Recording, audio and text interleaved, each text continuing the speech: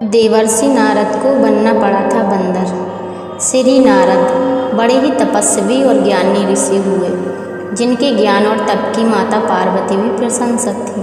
तब ही एक दिन माता पार्वती श्री शिव से नारद मुनि के ज्ञान की तारीफ करने लगी। शिव ने पार्वती जी को बताया कि नारद बड़े ही ज्ञानी हैं, लेकिन किसी भी चीज़ का अहंकार अच्छा नहीं होता है। एक बार नारद को इसी अहंकार के कारण बंदर बनना पड़ा था।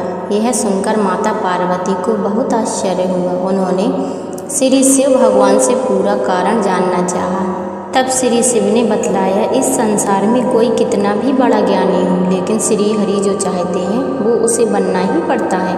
नारद को एक बार अपने इसी तप और बुद्धि का अहंकार हो गया था, इसीलिए नारद को सबक सिखाने के लिए श्री विष्णु को एक युक्ति सूझी। हिमालय पर्वत में एक बड़ी पवित्र गुफा थी। उस गुफा के निकट ही गंगा जी बहती थी। वह परम पवित्र गुफा नारद जी को अत्यंत सुहावनी लगी। वहाँ पर के पर्वत, नदी और वन को देखकर उनके हृदय में श्री हरि विष्णु की भक्ति अत्यंत बलवती हो उठी और वे वहीं बैठकर तपस्या में लीन हो गए। नारद मुनि की इस तपस्या से देवराज इंद्र भयभीत हो गए कि कहीं देवर्षि नारद अपने तप के बल से उनका स्वर्ग नहीं छीन लें। इंद्र ने नारद की तपस्या भंग करने के लिए कामदेव को उनके पास भेज दिया। वहाँ पहुंचकर कामदेव ने अपनी माया से बसंत ऋतु को उत्पन्न कर दिया। पेड़ और पत्ते पर रंग बिरंगे फूल खिल गए, कोयलें कूकने लगीं और भौरे गुंजार करने लगे। कामाग्नि को भड़काने वाली शीतल मंद सुगंध सुहावनी हवा चलने लगी। रंभा आदि अप्सराएं नाचने लगीं, किंतु कामदेव की किसी भी माया का नारद मुनि पर कोई भी प्रभाव नहीं पड़ा। तब कामदेव को डर सताने लगा कि कहीं नारद मुझे श्राप ना दे दे, इसीलिए उन्होंने श्री नारद से क्षमा मांगी। नारद मुनि को थोड़ा भी क्रोध नहीं आया और उन्होंने कामदेव को क्षमा कर दिया। कामदेव वापस अपने लोक में चले गए। कामदेव के चले जाने पर नारद मुनि के मन में अहंकार हो गया कि मैंने कामदेव को जीत लिया। वहाँ से वे शिव जी के पास चले गए और उन्हें अपने कामदेव को हारने का हाल कह सुनाया। भगवान शिव समझ गए कि नारद को अहंकार हो गया है। शिव जी ने सोचा कि यदि इनके अहंकार की बात विष्णु जी जान गए तो नारद के लिए अच्छा नहीं होगा। इसीलिए उन्होंने नारद से कहा कि तुमने जो बात मुझे बताई है उसे श्री हरि को मत बताना। नारद जी को शिव जी की यह बात अच्छी नहीं लगी। उन्होंने सोचा कि आज तो मैंने कामदेव को हराया है और ये भी किसी को नहीं बताऊं। नारद जी क्षीर सागर पहुँच गए और शिव जी के मना करने के बाद भी सारी कथा उन्हें सुना दी। भगवान विष्णु समझ गए कि आज तो नारद को अहंकार ने घेर लिया है। अपने भक्त के अहंकार को वो सह नहीं पाते, इसीलिए उन्होंने अपने मन में सोचा कि मैं ऐसा उपाय करूँगा कि नारद का घमंड भी दूर हो जाए और मेरी लीला भी चलती रहे। नारद जी जब श्री विष्णु से विदा होकर चले तो उनका अभिमान और भी बढ़ गया। इधर श्री हरि ने अपनी माया से नारद जी के रास्ते में एक बड़े ही सुंदर नगर को बना दिया। उस नगर में शैलनिधि नाम का वैभवशाली राजा रहता था। उस राजा की विश्वमोहिनी नाम की बहुत ही सुंदर बेटी थी, जिसके रूप को देखकर लक्ष्मी भी मोहित हो जाए। विश्वमोहिनी स्वयंवर करना चाहती थी, इसलिए कई राजा उस नगर में आए हुए थे। नारद जी उस नगर के राजा के यहाँ पहुँचे तो राजा ने उनका पूजन करके उन्हें आसन पर बैठाया। फिर उनसे अपनी कन्या की हस्तरेखा देखकर उसके गुण दोष बताने के लिए कहा। उस कन्या के रूप को देखकर नारद मुनि वैराग्य भूल गए और उसे देखते ही रह गए।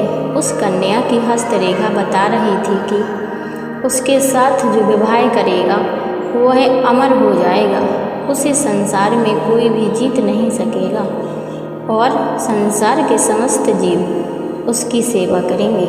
यह बात नारद मुनि ने राजा को नहीं बताई और राजा को उन्होंने अपनी ओर से बनाकर कुछ और अच्छी बातें कह दी। अब नारद जी ने सोचा कि कुछ ऐसा उपाय करना चाहिए कि यह कन्या मुझसे ही विवाह करे। ऐसा सोचकर नारद जी ने श्री हरि को याद किया और भगवान विष्णु उनके सामने प्रकट हो गए। नारद जी ने उन्हें सारी बात बताई और कहने लगे, हे नाथ, आप मुझे अपना सुंदर रूप दे दो ताकि मैं उस कन्या से विवाह कर सकूं। भगवान हरि ने कहा, हे नारद, हम वही करेंगे जिसमें तुम्हारी भलाई हो। यह सारी विष्णु जी की ही माया थी। विष्णु जी ने अपनी माया से नारद जी को बंदर का रूप दे दिया। नारद जी को यह बात समझ में नहीं आई। वो समझे कि मैं बहुत सुंदर लग रहा हूँ। वहाँ पर छिपे हुए शिव जी 2 गणों ने भी इस घटना को देख लिया।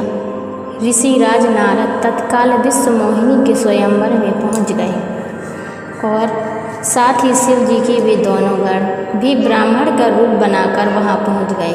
वे दोनों गण नारद जी को सुनाकर कहने लगे कि भगवान ने इन्हें इतना सुंदर रूप दिया है कि राजकुमारी सिर्फ इन पर ही रीझेगी। उनकी बातों से नारद जी मन ही मन बहुत खुश हुए। स्वयं भगवान विष्णु भी उस स्वयंवर में एक राजा का रूप धारण कर आ गए। विश्व मोहिनी ने रूप नारद की तरफ देखा भी नहीं और राजा रूपी विष्णु के गले में वरमाला डाल दी। मोह के कारण नारद मुनि की बुद्धि नष्ट हो गई थी। राजकुमारी द्वारा अन्य राजा को वरमाला डालते देख वे परेशान हो उठे। उसी समय शिवजी के गणों ने ताना कसते हुए नारद जी से कहा, जरा दर्पण में अपना मुँह तो देखिए। मुनि ने जल में झांक कर अपना मुँह देखा और अपनी कुरूपता देखकर गुस्सा हो उठे। गुस्से में आकर उन्होंने शिवजी के उन दोनों गणों को राक्षस हो जाने का श्राप दे दिया। उन दोनों के श्राप देने के बाद जब मुनि ने एक बार फिर से जल में अपना मुँह देखा तो उन्हें अपना असली रूप फिर से मिल चुका था।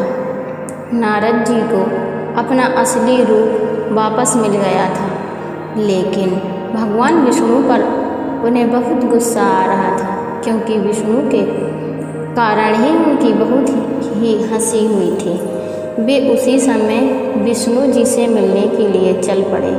रास्ते में ही उनकी मुलाकात विष्णु जी से हो गई, जिनके साथ लक्ष्मी जी और विश्व मोहिनी भी थी। उन्हें देखते ही नारद जी ने कहा, आप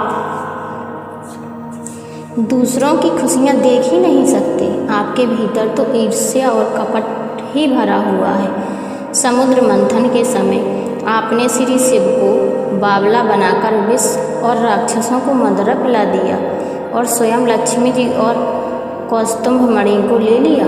आप बड़े धोखेबाज और मतलबी हो, हमेशा कपट का व्यवहार करते हो। हमारे साथ जो किया है उसका फल जरूर पाओगे। आपने मनुष्य रूप धारण करके विश्व मोहिनी को प्राप्त किया है, इसीलिए मैं आपको श्राप देता हूँ कि आपको मनुष्य जन्म लेना पड़ेगा। आपने हमें स्त्री से दूर किया है, इसीलिए आपको भी स्त्री से दूरी का दुख सहना पड़ेगा। और आपने मुझको बंदर का रूप दिया है, इसीलिए आपको बंदरों से ही मदद लेना पड़ेगी। नारद के श्राप को श्री विष्णु ने पूरी तरह स्वीकार कर लिया और उन पर से अपनी माया को हटा लिया। माया के हट जाने से अपने द्वारा दिए श्राप को याद करके नारद जी को बहुत दुख हुआ, किंतु दिया गया श्राप वापस नहीं आता। इसीलिए श्री विष्णु को श्री राम के रूप में मनुष्य बनकर अवतरित होना पड़ा था। शिवजी के उन दोनों गणों ने जब देखा कि नारद अब माया से मुक्त हो चुके हैं, तो उन्होंने नारद जी के पास आकर और उनके चरणों में गिरकर कहा, हे मुनिराज, हम दोनों शिवजी के गण हैं। हमने बहुत बड़ा अपराध किया है, जिसके कारण हमें आपसे श्राप मिल चुका है। अब हमें अपने श्राप से मुक्त करने की कृपा करें। नारद जी बोले, मेरा श्राप झूठा नहीं हो सकता, इसीलिए तुम दोनों रावण और कुंभकर्ण के रूप में महान ऐश्वर्यशाली, बलवान तथा तेजवान राक्षस बनोगे और अपनी भुजाओं के बल से पूरे विश्व पर विजय प्राप्त करोगे। उसी समय भगवान विष्णु राम के रूप में मनुष्य शरीर धारण करके युद्ध में तुम दोनों उनके हाथों से मारे जाओगे और तुम्हारी मुक्ति हो जाएगी।